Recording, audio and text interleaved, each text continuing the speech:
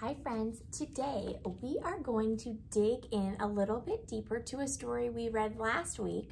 I'm sure you all remember, Miss Nelson is Missing.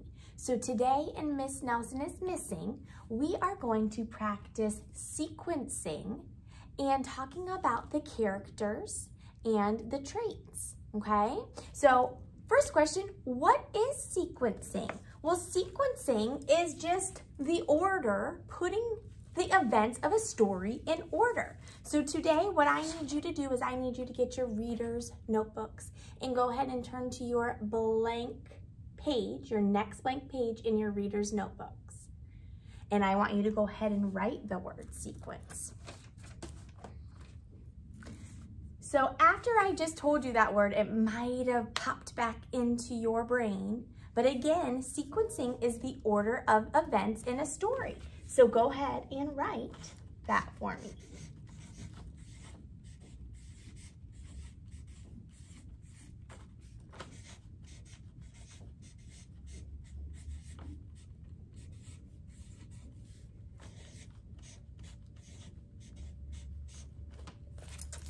And when I say these words, it might even be a little bit more familiar for you. Beginning, middle, and end. Is it kind of ringing a bell now?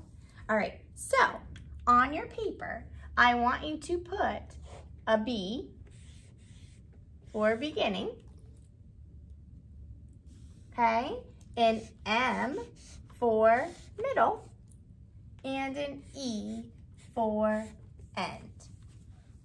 So when we go back and look at the story, we're gonna be talking about the characters and kind of how their traits, the way they acted, how it changes from the beginning to the middle to the end. But before we do that, I want you to think for a minute of some keywords for beginning, middle, and end. So when we think about beginning, when we sequence or we tell a story, we might use this word, first.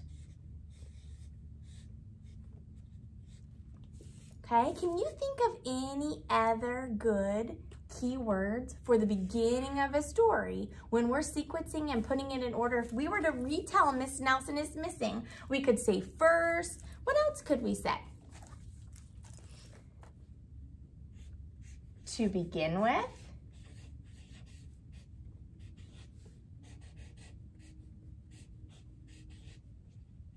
And here's a fancy one. If you have some different ones, add them. But here's a fancy one that I like, and I know after I tell my third grade friends, normally they like to use this one, and I love seeing it in their writing. Initially.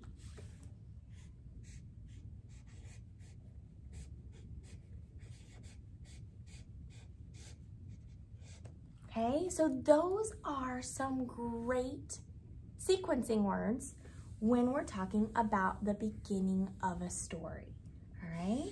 So now we're moving on to the middle of the story. Now that's probably a little bit easier for you to think of keywords for the middle of the story. I'm gonna give you some think time. Think about when we sequence something, when we're talking about the middle steps or the middle events, what might we say? A lot of you guys are probably thinking, next. What else? How about then? And after that?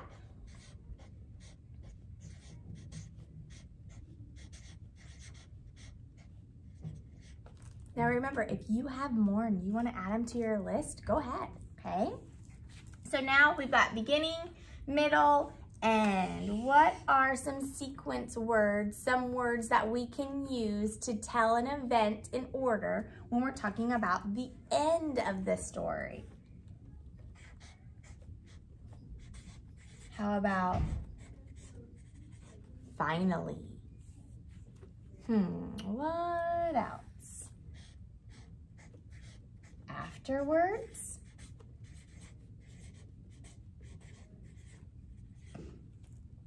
And then I'm sure you've all already told me this one. How about last? Okay, so these are some good keywords that we are actually going to use tomorrow in our lesson to sequence and write about Miss Nelson is missing. But today, I'm just teaching you how to do it, what it means, and then you'll be able to apply all that tomorrow, all right? So then, I also said after we learned about sequence, which now we know it means the order of events in a story, we've come up with some good words for beginning, some great words for next, and some even better words for, some great words for middle, and some even better words for the end. Now let's think about the characters, because we can't sequence a story without the characters, right? So take a minute and think about the main characters in the story. Who were, if we could think of maybe 2 or 3 groups of characters, who do you think would be important? Who do we have to make sure we include in our sequence of events? Because they're the ones that make the story, right? So what I want you to do here is you should have quite a bit of room down at the bottom. So if you want to just draw like a little line right here, and then let's split our paper up into 4 boxes. All right. Now you should have thought about some of the characters. All right, well, again, the title, Miss Nelson is Missing. Do we agree that one of the very important main characters in the story is Miss Nelson? Yeah. So in one of those boxes, I want you to go ahead and write Miss Nelson.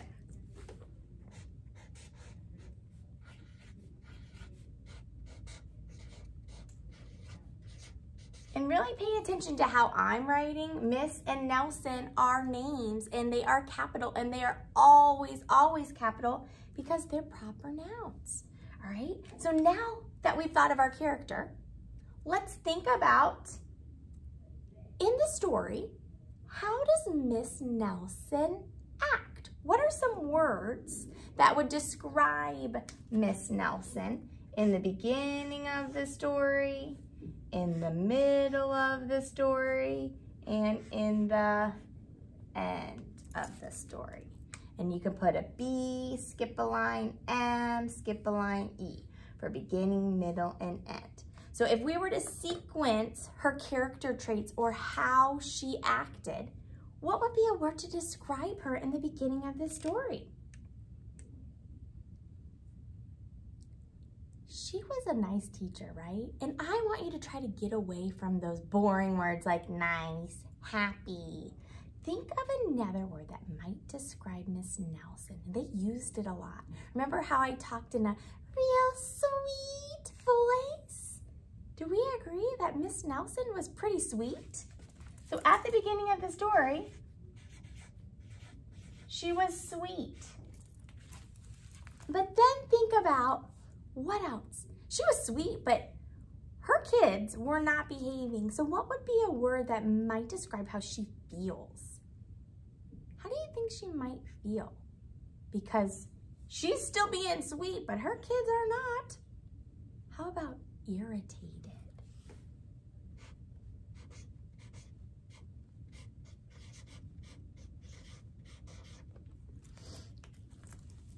Okay. Now, if we think about the middle of the story, is Miss Nelson in the middle of the story? Or is she missing? She's missing, right? So we're just going to skip that one because she's not really in the middle of the story. Or is she? Now think about at the end when she finally comes back. How is she feeling? What are some words to describe her? Here she is. Is she still sweet? Yeah. So we can continue and we can add that character trait. She's sweet. And if you have a different one or a better one, go ahead and add it. And then I want you to think about the last page and what we know about the story. Look at her face. We can tell what about her? Is she pretty happy that her plan worked? Yes. So we could also add happy. Her plan worked. All right, so Miss Nelson is one of our main characters in this story. Who else has to be in the story for it to be a story? How about the students, the class, right? Now again, we're sequencing their character traits throughout this story. Now Miss Nelson, she pretty much stayed the same. She was still sweet. She was a little irritated, but then she changed to happy, right? Think about the students. What would be a word to describe them at the beginning of the story? If we go back and look, let's see.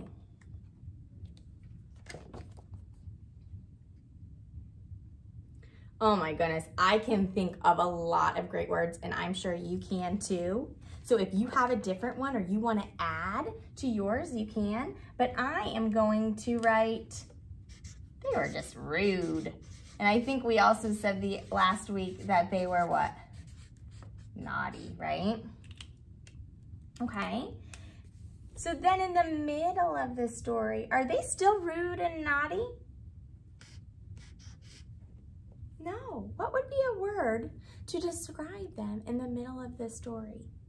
Well, they find out that their teacher is missing, remember?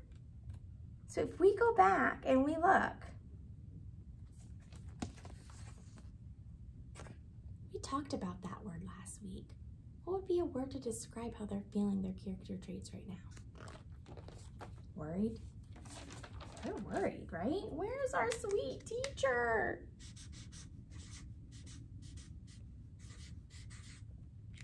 And then at the very end, we know Miss Nelson's plan, it worked, right? Were they still rude and naughty? No. Were they still worried?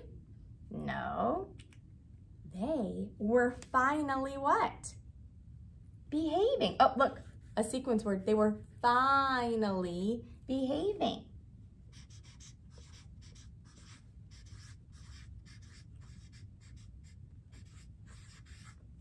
All right, so we have two characters so far, the main characters. Are there any other characters that make this story Miss Nelson's missing?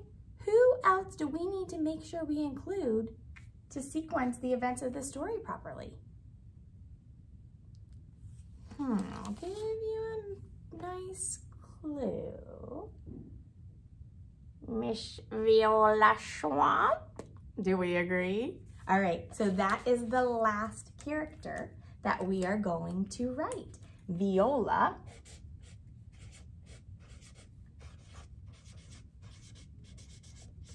Swamp. Now, was Miss Swamp in the beginning of the story? I'm gonna just move this just a little bit so you can see a little bit better. Was she in the beginning? So we can draw a line through that. Was she in the middle of the story? Yes. She came in the middle. What a coincidence. She came in the middle of the story when Miss Nelson was missing. And we know why, right?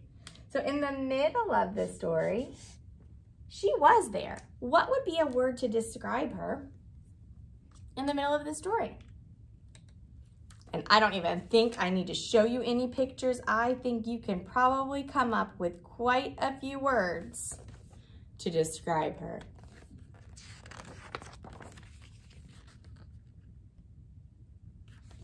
The word that pops into my head is strict, right? Do we agree? So if you have another word, you can write that word, but also add strict. And then think about the end of the story. Miss Nelson comes back, but is Viola Swamp still in the story at the end? No. So we wouldn't need to put a character trait for her at the end of the story, right? All right, so there you go. We just learned how to sequence, which means what?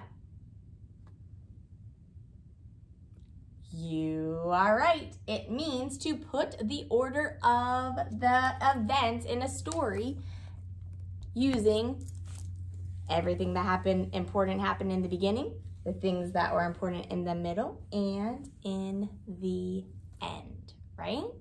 All right, so that is all we are going to do today. Tomorrow, you will need this paper from your reader's notebooks to do a writing activity with it, all right? So I hope you have learned enough about sequencing for the day, and I hope that you enjoyed rewatching Miss Nelson is Missing, one of my all-time favorite books, and I had a few friends tell me that they loved this book just as much as me. All right, I will see you later. Bye.